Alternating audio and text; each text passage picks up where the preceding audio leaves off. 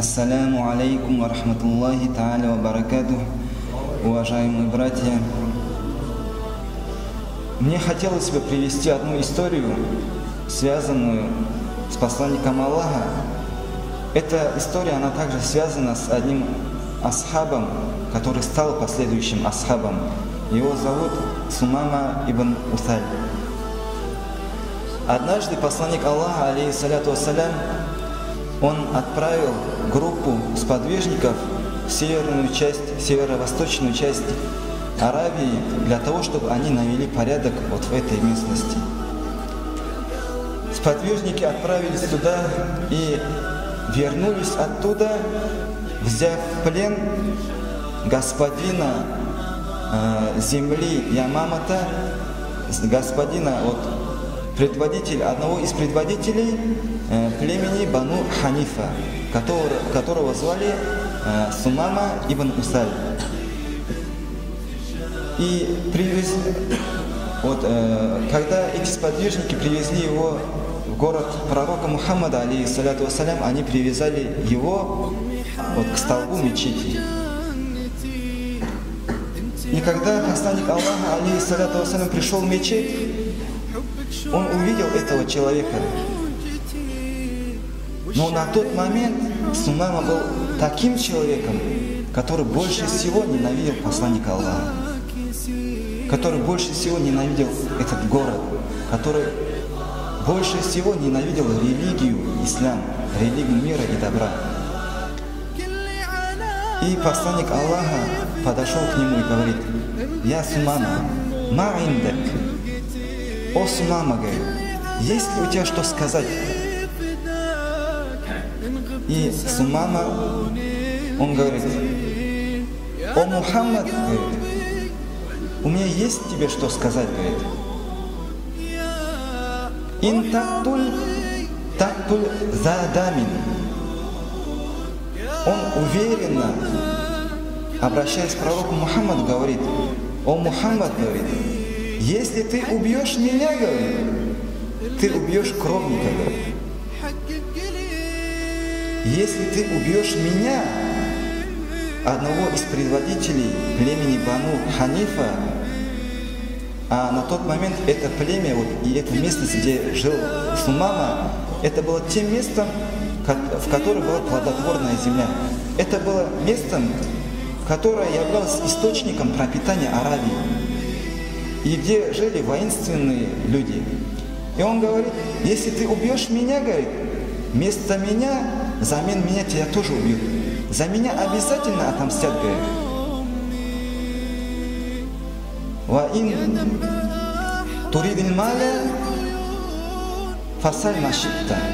А если ты хочешь имущество, говорит, то проси все, что хочешь. Все, что хочешь, проси, мы тебе все дадим, говорит.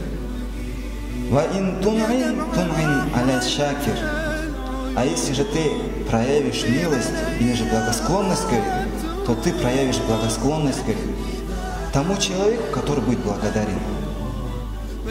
Услышав эти слова, посланник Аллаха, алейхиссаляту вассалям, он дальше продолжил свой путь в мечеть и пошел совершать намаз. На следующий день, когда пришел посланник Аллаха, алейхиссаляту вассалям, в мечеть, он опять подошел к Сумамату и говорит: «Я Сумама, ма индак? Есть ли у тебя что-нибудь сказать, говорит, сегодня?» И Сумамат уже чуть-чуть стал спокойным, и он ему говорит: «Я Мухаммад, о Мухаммад, да, у меня есть что сказать. Я тебе говорю то же самое, что я тебе говорил и вчера.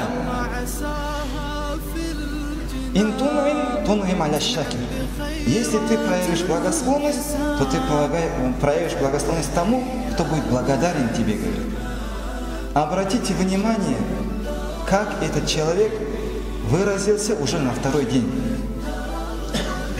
Первый день этот человек был самоуверенный.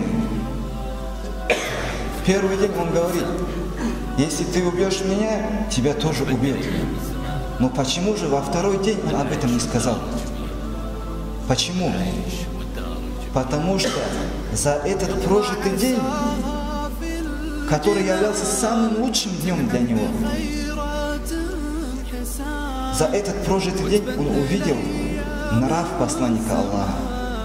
Он увидел отношение посланника Аллаха, алейхиссаляту вассалям, к своим сподвижникам, манеру его общения, его доброту, его искренность, его заботу за всех людей. И увидев это, он понял, что в его характере нету ничего подобного, чтобы он кого-то убил. Он понял это. И мы знаем, мы же слышали, в первый день он также говорил: если ты хочешь имущества, то мы дадим тебе все, что хочешь, все, что ты пожелаешь. Но почему это он не сказал во второй день? Он осознал, что посланник Аллаха, алейхиссаляту вассалям, что этот человек, он человек не из этого мира. Что его не беспокоит имущество, богатство, вот отношение людей к нему, авторитет. Вот эти качества, все это ему не нужно.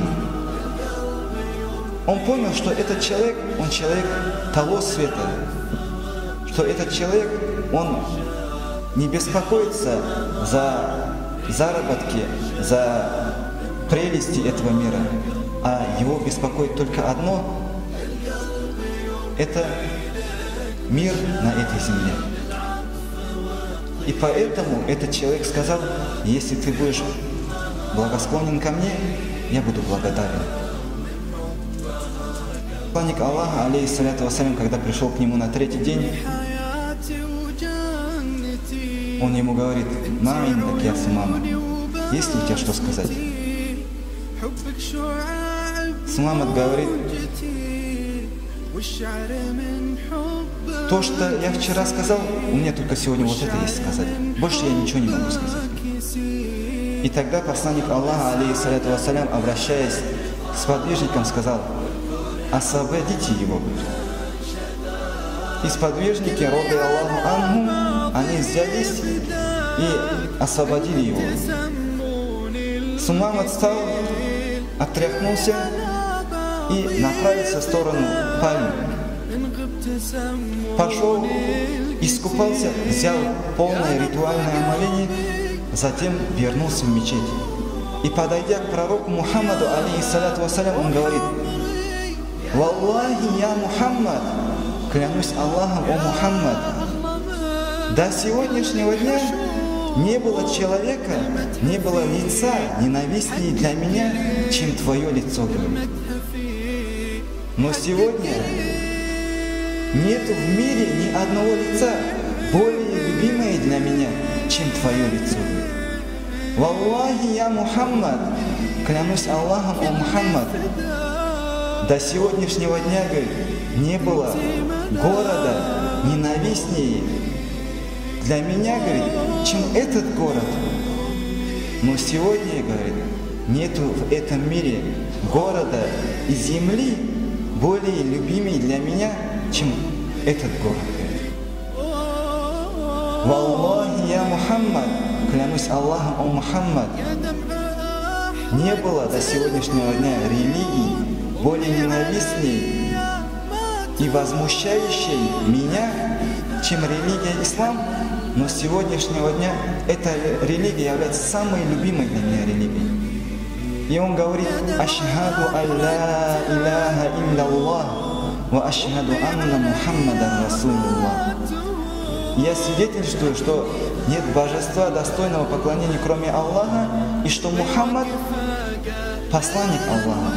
И таким образом этот человек, он принял ислам. Из-за чего?